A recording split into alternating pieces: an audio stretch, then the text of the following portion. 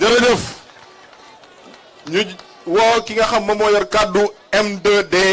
muy docteur Cheikh Tidiane Dièye.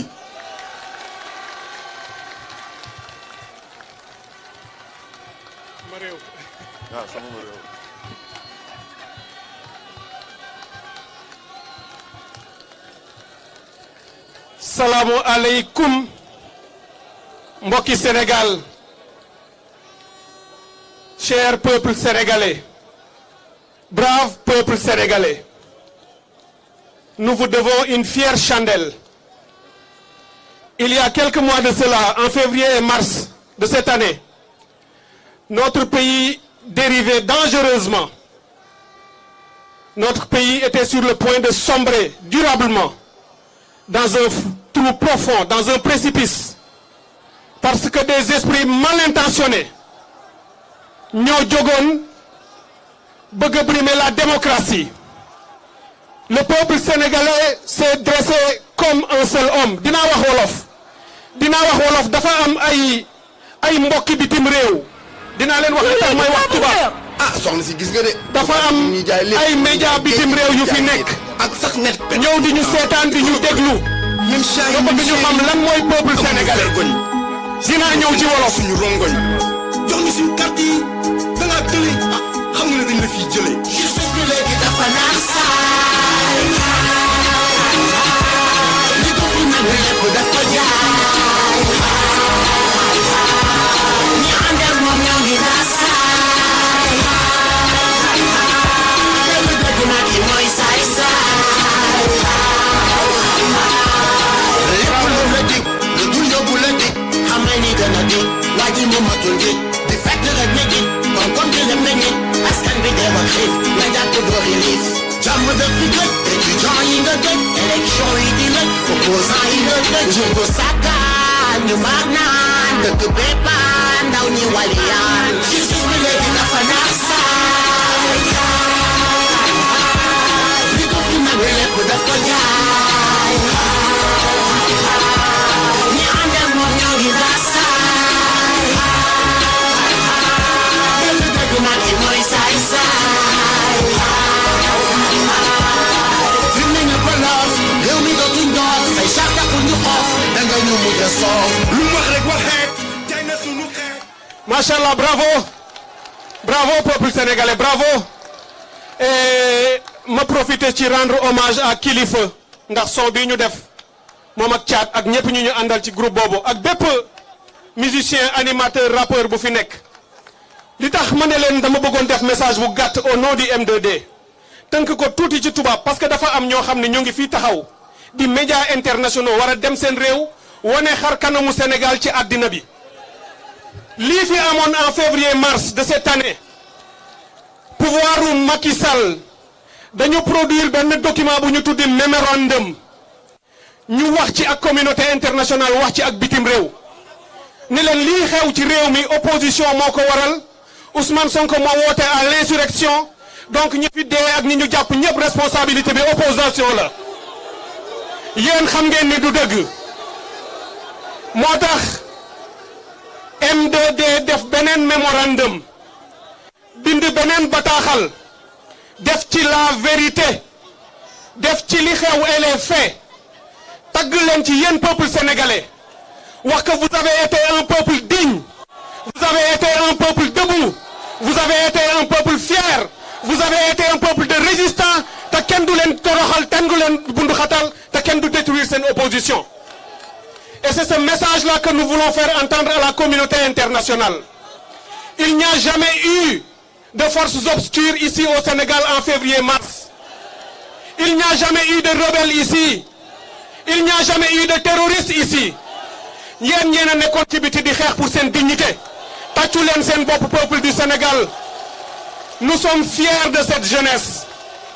Vous êtes une jeunesse vaillante et vibrante. yéen la ñu yaakaar parce que yéen ay force ñu toog fii. wax ngeen ñu message nag wan ngeen ñu yoon. te na ngeen xam ne ci yoon boobu la ñuy jaar.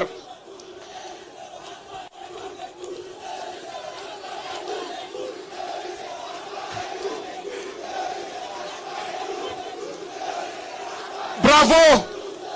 bravo yaakaar naa ni won ngeen ko Antoine ni du ngeen terroriste c'est parce que li mu gisoon ngeen def ko la mësul gis c'est parce que mësul gis détermination bu mel noonu mësul gis bravoure bu mel noonu ñu defee ne ñii duñu ay sénégalais mais fii la ñu jóge ci quartier yi te li ñu leen di bëgg a wax mooy bu ñu defee la ñu defoon encore wala ñu def lu niroog li ñu defoon encore ngeen won leen lu raw li ngeen leen wonoon moo tax ma bëgg a wax leader yi bu ñu waxati résistance dans ce pays nous ne sommes plus en résistance il y a un avant février-mars 2021 il y a un après février-mars 2021 à partir d'aujourd'hui yéen peuple sénégalais vous êtes à l'offensive nekkatu leen dans la résistance dootuñu nangu kuy ñu bëgg a def manifestation ñu bañ ko dootuñu ko nangu dinañu déposer pour la forme parce que ay dañuy respecter yoon waaye dootuñu nangooti ñu bañ a rek accorder ñu benn manifestation kooku c'est terminé c'était avant dootuñu nangooti Macky Sall jóg ciblé opposant bu ko neex ciblé militant de la société civile wala des mouvements citoyens topp la enquêter arrêter la tëj la ci kaso bi wala ñu jox la liberté provisoire ay 10 ans dootuñu ko nangu c'est terminé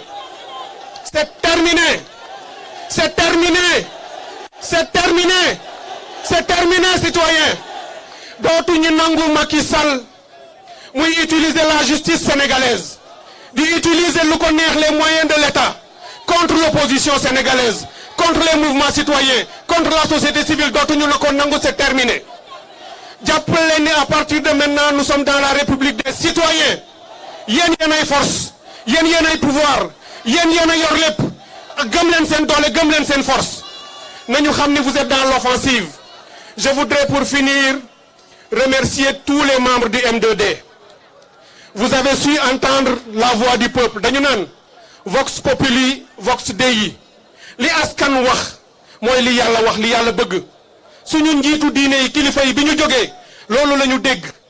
xam ni askan wi wax na ñu ànd ak askan wi M2D dafa dégg seen coow dafa dégg seen woote ngeen ne ñu ànd leen du rek affaire opposition na ci mouvement citoyen bokk na ci société civile bokk na ci bépp sénégalais bu góor et bu jigéen fii ci biir réew mi ak bitim réew na ngeen ko boole ci xeex bi ñu tàllal loxo ñëpp loolu moo indi résultat bi ñu am tey ñu leen di ñaan ngeen continuer seen détermination na ngeen taxaw àddina xam ni le peuple sénégalais n'est pas n'importe quel peuple Macky Sall 2011 dañu doon ànd ak moom nekk fii te li fi nekkoon a ngi fi ba léegi li jiwu wa jeexul jógu fa il faut qu'il le comprenne tey mu nga Fuuta di def ay tournée politique waaye xam naa ni def na break pour déglu ñu mu ngi seetaan lii na xam ni jeex na c'est terminé dañu bëgg nag ngeen jóg yéen ñëpp Barthélemy wax na ko Bougane wax na ko Yacine wax na ko leader yëpp wax nañ ko Guy Marius wax na ko suñu force mu ngi ci ñu dem bindu ji ayons des cartes d'électeurs c'est un droit constitutionnel pour ngeen am carte dem voter ji ku ñu bind ci sa carte ne la n'est pas sur les listes électorales warul voter dellu léegi ci commission d'inscription yi ci mairie yi ñu changer la ko par force bu amee ay sénégalais yu amul carte d'électeur parce que Macky dafa téye seen carte dinañu créer ay conditions ba duñu fi def tant que loolu réglé wuñu ko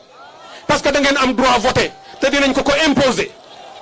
sénégalais gëm leen seen bopp comme li Bougane wax sénégalais gëm leen seen bopp sénégalais na ngeen xam ni tey on est dans une situation boo xam ni ñun ñoo mën a changer te changement am na ba pare nous avons déjà réussi Ousmane Sonko woote na patriotisme Sénégal bi ñu bëgg moom la ñuy wut Guy Marius Sagna nee nañu frappe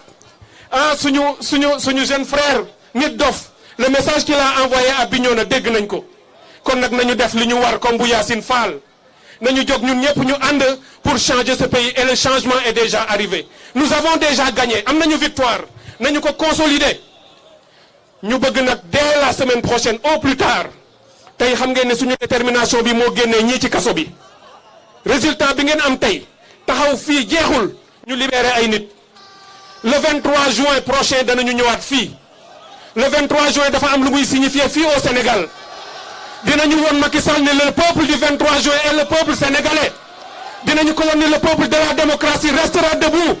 dinañu ko woon ne dictature amu fi place le Sénégal n'est pas une république bananière Macky Sall dina jaar yoon wala ñu teg ko ci yoon ba 2024 ñu génnee ko on donne le pouvoir à des Sénégalais compétents intègres et patriotiques ñu defar Sénégal. Je vous remercie mes chers compatriotes. Merci beaucoup. Restez mobilisés. M23 nuyu na leen gërëm na leen sant na leen merci. M2D laa bëggoon wax mais c'est pour vous dire que le 23 juin dina fi ñëwaat merci. jaajëf gars yi